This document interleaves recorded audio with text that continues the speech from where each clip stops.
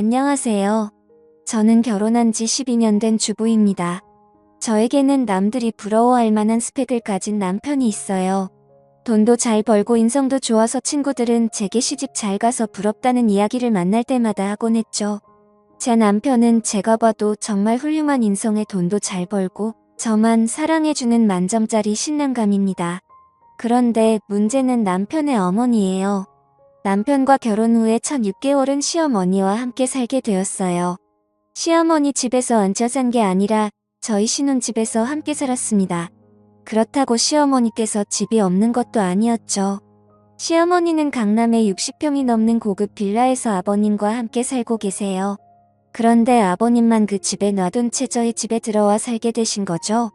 시어머니가 굳이 신혼집에 들어와 함께 사신 이유는 결혼 전점을 봤는데 그 점쟁이가 한 말 때문이었어요. 시어머니가 신혼집에 함께 살아야 애군도 맞고 4대 독자 집안의 대를 이을 수 있다고 했다네요. 시어머니 말씀에 의하면 저희 남편은 사주에 나무가 많은 사주라고 하더군요. 나무가 많으면 건강상으로는 위장이나 신경계 질환이 생길 수 있다고도 했고요. 그래서 시어머니 사주에 화가 있어서 남편의 나무 기운을 눌러주어서 지금까지 사건 사고 아픈 데 없이 잘 살았다고 하시더라고요. 저는 사주팔자나 미신을 믿는 편이 아니어서 제게는 허무맹랑하게 들렸는데 저희 시어머니는 이런 것들을 철석같이 믿으세요. 그래서 결혼하자마자 시어머니께서 저희 신혼집에 들어오시겠다고 하신 거였죠. 전 처음에 어처구니가 없었지만 착한 남편이 저희를 설득하는 바람에 그래 아기 낳을 때까지만 참으면 되겠지라고 가볍게 생각했어요. 하지만 그건 저만의 큰 착각이었죠. 그때는 이 선택이 저를 얼마나 힘들게 할지 전혀 상상도 못했네요.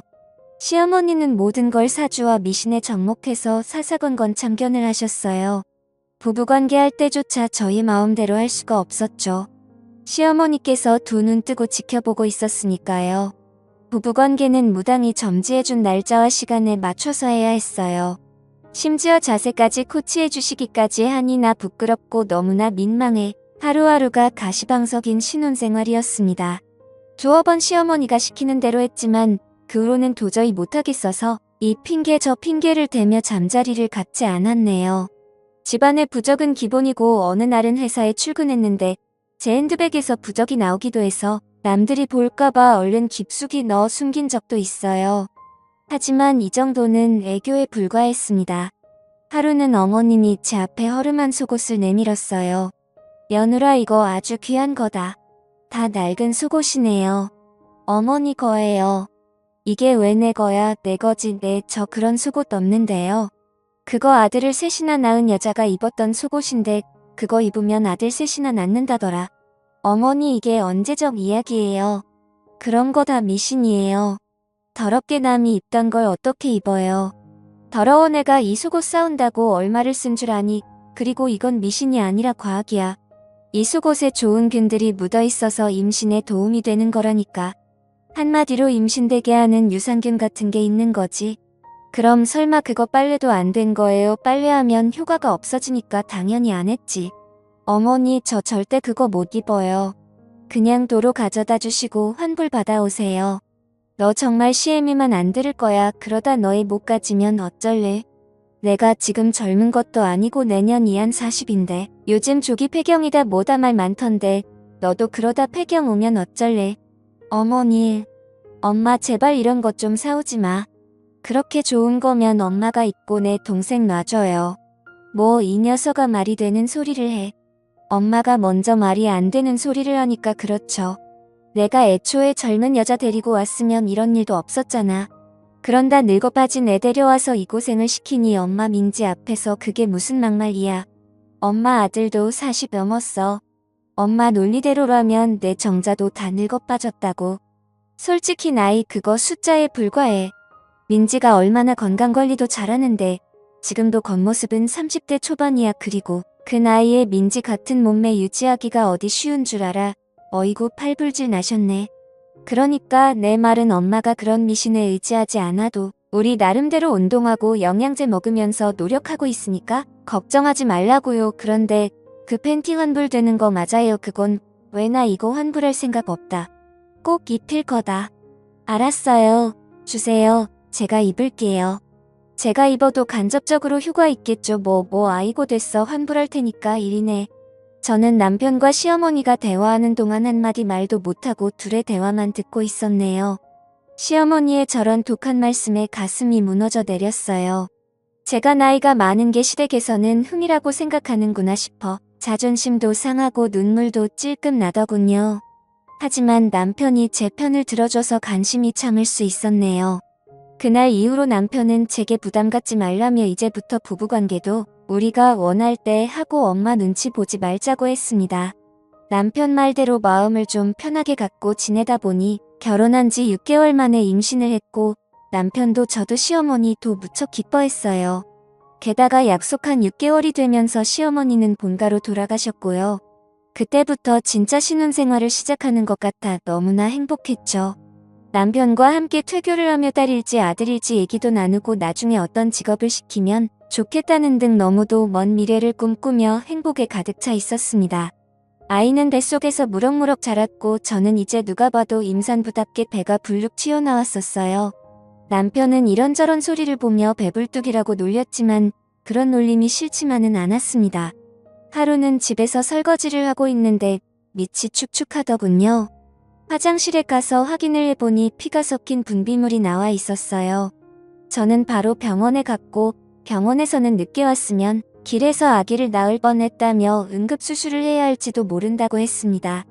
아기 양막이 내려와 내진을 해보니 아기 발이 만져진다고 해서 수술을 하면 양수 파열로 수술 자체가 안 될 수 있다고 하더군요. 그냥 이 상태로 누워서 아기가 자를 때까지 기다려야 한다고 했죠. 그런데 결국 그날 밤 양수가 터져 버렸습니다. 23주 5일 만에 태어난 아기는 510g의 무게로 너무나도 작았습니다. 아기는 곧바로 신생아 집중치료실에 보내줬어요. 저는 수술로 걸을 수 있게 되자마자 아기를 보러 갔습니다. 아기의 팔은 제 손가락만큼이나 작고 얇았어요. 아기를 보는 순간 아기를 꼭 살려야겠다는 생각이 들었고 매일매일 기도했습니다. 하지만 너무 일찍 태어났기 때문에 병원에서는 살 가능성이 50%라고 했죠. 제발 제발이라는 말만 하며 2달이 지냈을 무렵 아기는 하늘나라로 떠났습니다. 못난 어미 때문에 제대로 커보지도 못하고 하늘로 간 아기를 생각하면 너무 슬프고 괴로워서 가슴이 무너져 내리는 것 같았어요. 그 후로 남편과 저는 매일을 눈물로 지냈습니다. 그러던 어느 날 시어머니께서 제 보약을 찧어서는 집으로 오셨어요. 시어머니도 아기에 대한 기대가 무척 컸기에 많이 속상해하셨죠. 그런데 곧 명절을 앞두고 시어머니께서 잘 명절에 본가에 오기 전에 작은 산 위에 밥이랑 국을 떠서 모시라고 신신당부를 하시더라고요. 어머님 밥이랑 국은 왜요? 집에 있는 신한테 애울려야 돼. 너희 집에 신이 안 좋다는구나. 저는 아이를 잃은 지 얼마 지나지도 않았는데 시어머니가 또 미신 얘기를 들먹이자 기분이 좋지 않았습니다. 그리고 왠지 떠난 아기 때문에 그러시는 것 같아 느끼지 않았어요. 결국 전 시어머니께 그건 안 하고 싶다고 말씀드렸죠. 그랬더니 시어머니는 버럭하시며 말씀하셨어요. 얘 넌 그게 뭐가 어렵다고 못하니 어차피 밥 해먹는 김에 밥이랑 국만 떠서 올리라는데 작년에 너희 애기 죽은 것도 이 집 신 때문이라고 갑자기 엄성을 높이시며 말씀을 하시는데 저는 그 다음 어머니가 하신 말씀에 순간 제기를 의심했습니다. 어머니 어떻게 그런 말을 하실 수가 있어요. 우리 애기 떠난 지 얼마나 됐다고. 전 아직도 애기 태동이 느껴져서 하루하루가 힘든데. 얘 나는 뭐 그러고 싶어서 그러니 용한 점쟁이가 그렇게 해야 애가 좋은 대로 떠난다는데 어쩌니 그럼. 전 그동안 어머님이 저한테 물어보지도 않고 온 집안에 부적을 붙이실 때도 아무 말 안 했고요. 저한테 한마디 상의 없이 구찬다고 사람들 불렀을 때도 싫은 소리 한 번 안 했어요. 그런데 어떻게 애기 문제를 신 때문이라고 얘기하시냐고요. 이날 저는 처음으로 시어머니께 되들었습니다. 남편도 그런 제 모습에 놀라 지켜만 보다가 남편도 언성을 높이더라고요. 엄마 제발 그만 좀 해. 이제 그만 집에 가세요. 라며 어머니를 집 밖으로 내보냈습니다. 남편은 절 위로해주며 마음 쓰지 말라고 했지만 아기가 살기만을 바라던 그때가 떠올라 가슴이 너무 아파 그 자리에 주저앉아 엉엉 울었네요. 결국 남편과 둘이서만 설명제를 보내고 시어머니께 연락을 하지 않았어요. 어머님도 그런 죄가 심했는지 저에게 연락을 하지 않으셨죠. 그로부터 3개월 후 시어머니께 전화가 왔습니다. 냉전 후 처음으로 걸려온 전화였어요. 시어머니는 제게 그동안 잘 지냈냐면 물었고, 저와 시어머니는 의미 없는 인사를 주고받았습니다. 저도 시어머니께 잘 지내셨냐고 여쭸는데, 시어머니는 그 말을 기다렸다는 듯이 난 잘못 지냈다 하시더라고요. 저는 시어머니가 전화로 절 나무라시려나 보다 했습니다. 그런데 전화가 끊어졌나 싶을 정도로 뜸을 들이시더라고요. 나 유방암이다. 이제 얼마 못 살 것 같구나. 지난주에 병원에서 정기검진 받은 거 결과 듣고 왔어. 그런데 내가 암이라는구나. 어머니 그동안 마음고생이 얼마나 심하셨어요. 어머니 잘 치료받으시면 금방 나으실 거예요. 제가 잘 돌봐드릴 테니 너무 걱정하지 마세요. 그런데 몇 기 암이신 거예요? 유방암 위기라는데 수술해봐야 안다는구나. 수술 예약은 하셨어요? 내가 잘 아는 무당이 있는데 그 무당이 치료할 수 있다는구나. 네, 뭐라고요, 어머님? 암 치료를 왜 무당이 해요? 의사가 해야죠. 아주 용한 무당이라서 말기암인 사람들도 많이 찾아오는 그런 무당이래. 어머님, 제 남편도 알아요. 어머니 암치료 무당한테 받는다는 거. 저는 시어머니와 전화를 끊고 남편에게 전화를 걸어 시어머니와 통화한 이야기를 모두 들려주었습니다. 시어머니가 무당한테 암치료를 받으려 한다는 말을 들은 신랑도 노인네가 암이 아니라 치매에 걸린 거라고 하며 펄쩍 뛰었어요. 시어머니는 병원은 안 가고 신당을 찾아다니며 수백 수천만 원을 쓰고 다니셨습니다. 워낙 평생 펑펑 써도 남을 만큼 돈이 많으신 시어머니셨기에 돈은 그리 큰 문제가 되지 않았어요. 하지만 하루하루 시어머니의 생명을 좀먹는 암을 빨리 치료해야 했기에 두고 볼 수만은 없었죠. 게다가 아버님한테 전화가 왔더군요. 너희 엄마가 미쳐도 단단히 미친 모양이다. 웬 젊은 여자를 만났는데 그 여자한테 홀딱 빠져서 그 젊은 여자 무당한테 암 치료를 받고 있다는구나. 지금 너희 엄마 또 그 여자 만나러 나갔으니까 한번 따라가 봐. 나는 회사에 일이 생겨서 도저히 시간 낼 수가 없어. 부탁하마 아들아. 그러면서 주소를 하나 찍어주셨어요. 그 주소지를 향해 가보니 주차장에 시어머니의 차가 세워져 있더군요. 그리고 그 건물에서 시어머니를 찾을 수가 있었습니다. 그리고 고지어 남편과 저는 시어머니께서 병원을 찾지 않으시는 이유를 알 수 있었어요. 그 이유를 알고 전 경악할 수밖에 없었죠. 시어머니가 누워있는 곳은 간판도 없는 이상한 건물의 한 침대 위였어요. 시어머니는 침샘이 누워 마사지를 받고 계셨습니다. 저와 남편은 시어머니가 마사지를 받으러 오신 거였구나 생각하며 집으로 돌아가려고 했어요. 아무래도 시아버지가 뭘 잘못 아셨나 보다 생각하며 나가려고 했죠. 그런데 그때 마사지사와 시어머니의 대화를 들었는데 경악을 금치 못했네요. 암치료 마사지 꾸준히 하시면 저절로 나으실 거예요. 어떠세요? 벌써 몸이 좀 가벼워진 것 같지 않으세요? 정말 그런 것 같네요. 가격이 좀 비싸긴 하지만 암치료만 된다면야 이 정도는 비싼 것도 아니죠. 그럼요. 암도 병원 가서 고치려면 1억 넘게 되는데 저희는 마사지 회당 300만 원밖에 안 되니까 엄청 싼 거죠. 대신 병원에는 절대 가시면 안 돼요. 마사지로 기의 흐름을 다 잡아놨는데 병원 가서 치료받으시면 지금까지 한 일들이 다 허사가 되거든요. 알겠어요. 꼭 명심할게요. 다음번엔 침술도 시작하겠습니다. 침술은 회당 1000만 원인데 괜찮으시겠어요? 1000만 원이요? 원래는 1000만 원인데 우리 회원님은 마사지도 받고 계시니까 특별히 500만 원에 해드릴게요. 하루빨리 쾌차하셔야죠. 아유, 감사합니다. 이렇게 마음씨 좋으신 무당 선생님 만나서 제가 참 복 받았네요. 저도 치료 열심히 받고 얼른 낫도록 할게요. 알고 보니 시어머니는 암치료라며 고액의 마사지를 받고 있었어요.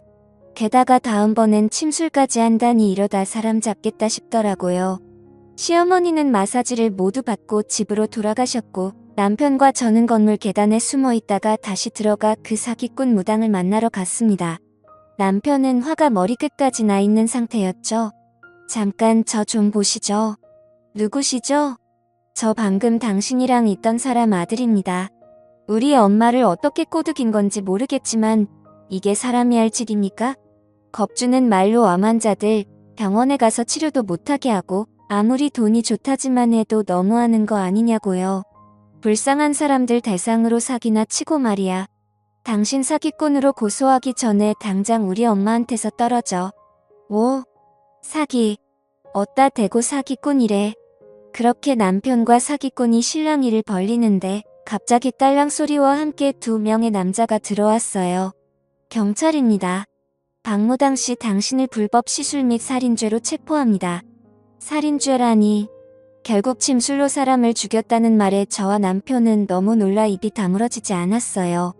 하마터면 시어머니도 불법 침술을 받아 저 세상을 갈 수도 있었겠구나 라는 생각에 몸이 덜덜 떨렸습니다. 여보, 우리 어머님도 정말 큰일 날 뻔한 거 아니야? 그러게. 사람 목숨 가지고 장난치는 것들은 콩밥을 먹어봐야 돼. 남편은 그 여자가 경찰에 붙잡혀가는 걸 동영상으로 촬영한 후 시어머니께 보여드렸습니다. 시어머니는 충격을 받으시고는 알아두으셨고 점집도 병원에도 가지 않으셨어요. 다음날 저와 남편은 작당 모의를 해서 어떻게든 어머님을 병원에 모시고 가기 위해 작전을 짰습니다. 연기자분을 고용해서 무당인 척 속이고 시어머님 집으로 찾아갔습니다. 엄마, 아내가 진짜 용하다는 무당 데려왔어. 오늘 당장 구술해야 된다고 해서. 고맙다 며느라가. 내가 날 이렇게까지 생각해주는 줄 몰랐다.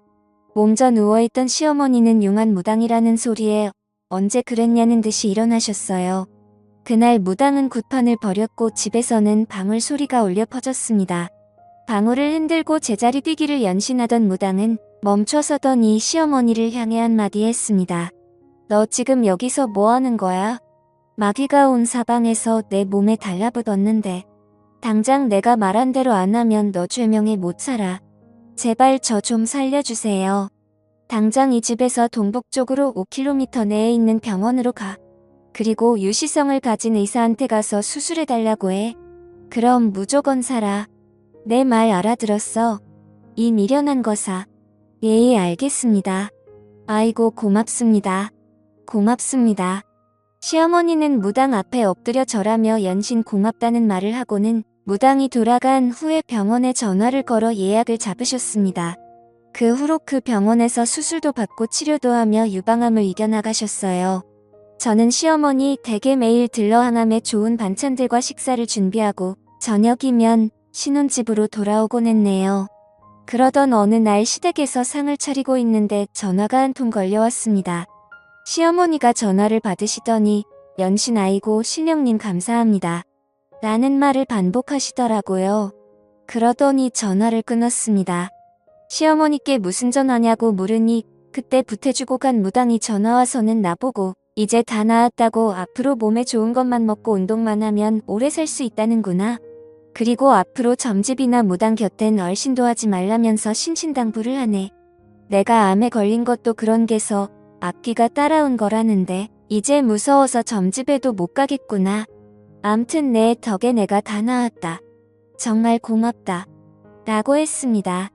제가 모료 어머님 그동안 치료받으시느라 고생 많으셨죠? 라고 대답하고 시어머니를 보는데 눈에 눈물이 고이셔서는 우물쭈물 하시더라고요. 저에게 무슨 말을 하려고 하시는 것 같아 잠시 어머님 앞에 서 있었죠. 잠시 후 시어머니는 어렵게 입을 열셨습니다. 세아가 내가 그때 일은 정말 미안했다. 난 너희 부부 잘 되게 하려고 그런 건데 내 마음에 상처를 준 것 같구나. 내가 싫다면 나도 이제 그만둬마. 아기 갖는 것도 부담 갖지 말고 마음 편히 하거라. 나도 시집 와서 진누 낳기 전까지 시어머니한테 구박받고 달달 볶였었는데 시어머니가 나한테 했던 것처럼 너한테 내가 똑같이 한 것 같아서 부끄럽다구나. 그리고 너한테 막 말했던 것들은 다 잊어주렴. 너도 사돈 때 귀한 딸 자식인데 내가 내 아들 나이 많은 건 생각 안 하고 너한테만 너무 나무랐어. 이 못난 시애미가 미안했다. 전 시어머님의 진심 어린 사과에 마음 깊숙이 박혀있던 가시가 빠져나가는 기분이었고 저도 눈물이나 입고 있던 앞치마로 연신 눈물을 훔쳐냈네요. 그 후로 저희 고부 사이는 다시 좋아졌습니다. 전 집으로 돌아와 남편에게 그날 일을 이야기했죠. 남편은 제 이야기를 다 듣고 난 후 저를 안아주며 말했어요. 당신 정말 고마워.